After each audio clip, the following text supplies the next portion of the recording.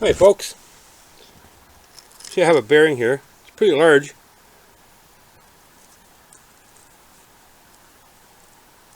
It appears to spin pretty smooth.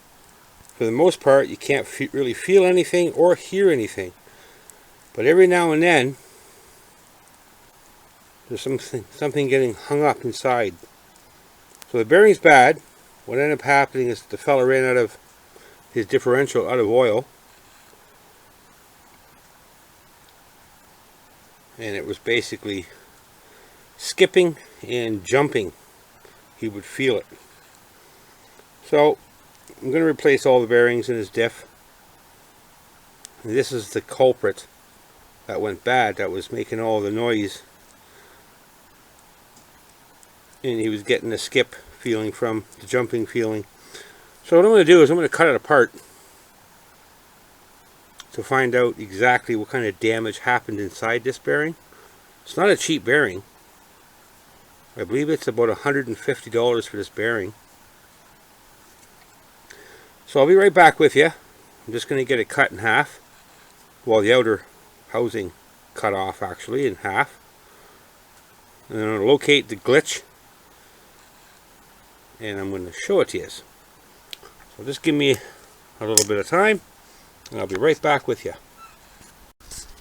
Alright folks, it's all cut apart. This is the center portion of the bearing. That would go in the center like so. And these two pieces here would go like so. And that makes the bearing. So I visually inspected it, and this surface here is just how it's supposed to be. No imperfections, nothing wore out, no flat spots, no marks, just smooth.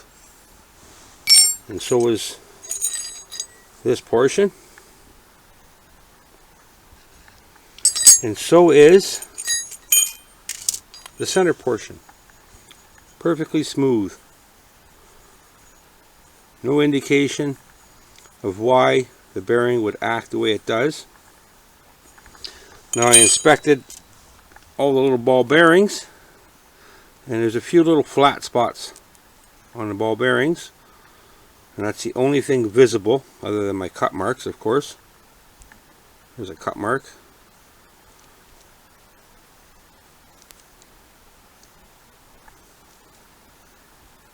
So the flat spots on these little steel balls, that was what was creating the grief. And left alone, there was no oil in this differential, so left alone definitely would have caused problems. Once oil was placed back in it, left alone, it probably would have been annoying. The bearing may have held together for yet a long time. It's really hard to say, or it may have fell apart. It's really hard to say. But when you're dealing with a differential and you get such a noise from it and a feeling from it, I wouldn't recommend taking a chance with it.